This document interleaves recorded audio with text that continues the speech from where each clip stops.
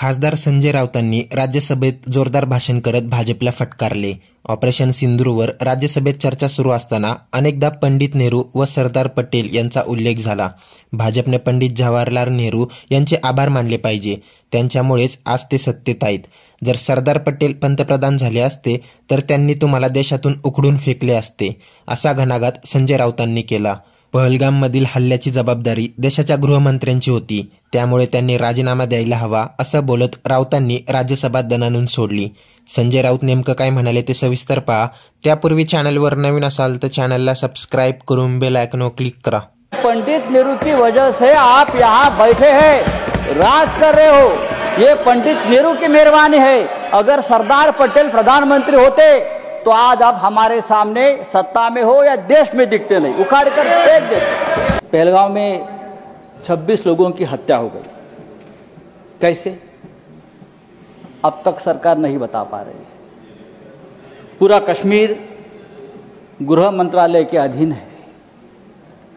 370 हटाने के बाद कश्मीर को केंद्र शासित प्रदेश बना दिया. वहाँ की पुलिस गृह मंत्रालय का आदेश का पालन करती है. पूरे कश्मीर में आर्म फोर्स एक्ट लगा दिया है.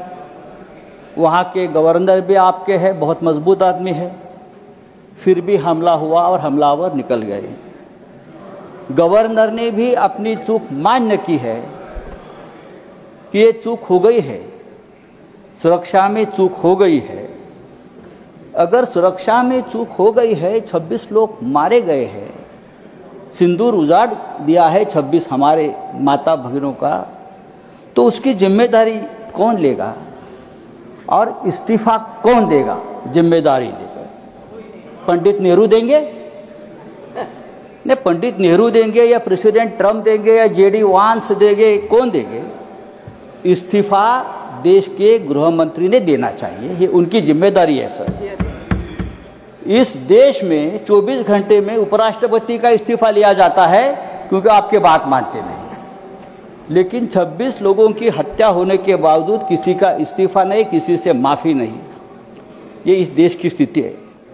हमारे आदरणीय प्रधानमंत्री अपने आप को ईश्वर के अवतार मानते हैं, उनके भक्त उनको ईश्वर के अवतार मानते हैं. वो भी कहते हैं, उनका कहना है कि मैं समय से पहले समय को भांप लेता हूं, ये ईश्वर की कृपा है. तो क्या ये आतंकवादी पहलगाम में घुसकर 26 लोगों को मारने आने वाले हैं? ये आपने क्यों भांप नहीं लिया? ये हमारे सामने और देश के सामने सबसे बड़ा सवाल है. मैं कांग्रेस के हमारे जो नेता है उनसे कहना चाहता हूं, मेरे बाजू में बैठे हैं, यहाँ कल से मैं जो बड़े बड़े भाषण सुन रहा हूँ, चाहे राजनाथ सिंह जी हो, चाहे हमारे विदेश मंत्री हो, चाहे नड्डा जी हो, सबको पंडित नेहरू की बहुत याद आती है. पंडित नेहरू हो, सरदार पटेल हो, भूतकाल में बहुत घूमते हैं आप लोग. पंडित नेहरू उन्हें सोने भी नहीं देते और जीने भी नहीं देते. सरदार पटेल की भी याद आती है. मेरा एक कहना है कि नेहरू तो महान थे, लेकिन सरदार पटेल को प्रधानमंत्री न बनाकर हमने एक ऐतिहासिक भूल की है. बात ऐसी है कि नेहरू साहब बहुत ही डेमोक्रेटिक आदमी थे, सरदार पटेल लोह पुरुष थे. अगर सरदार पटेल ऐसे नेता थे जिसने पहली बार आरएसएस पर प्रतिबंध लगाया था.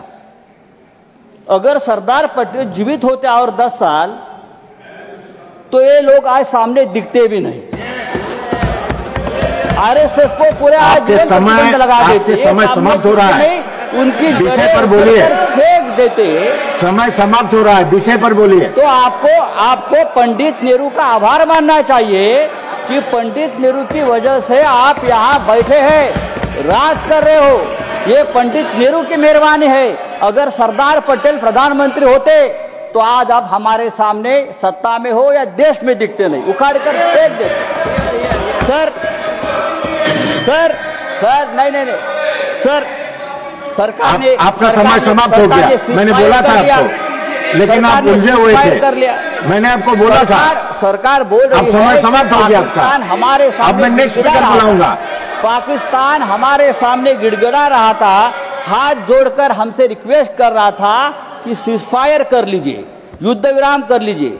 अगर युद्ध विराम किया है तो युद्ध विराम के धन्यवाद, में धन्यवाद। हमको क्या मिला? आप मुझे बताइए।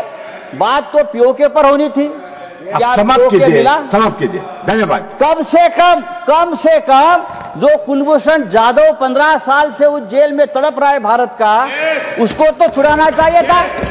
एक बात करनी चाहिए थी। हमारा कुलभूषण जाधव स्पीकर बुला रहा हूं संजय राउत जेल में अब सीनियर मेंबर है, 15 साल से समाप्त कीजिए। तड़प रहा है, उसकी तो मांग होती। यावर आता तुम्हाला काय वाटतं ते कमेंट करून नक्की कळवा। व्हिडिओ आवडल्यास लाईक करा, शेअर करा, सबस्क्राईब करा आणि बेल आयकॉनवर क्लिक करा। तसेच आमच्या फेसबुक पेजवर नवीन असाल तर सत्य मराठी या फेसबुक पेजला फॉलो नक्की करा। धन्यवाद।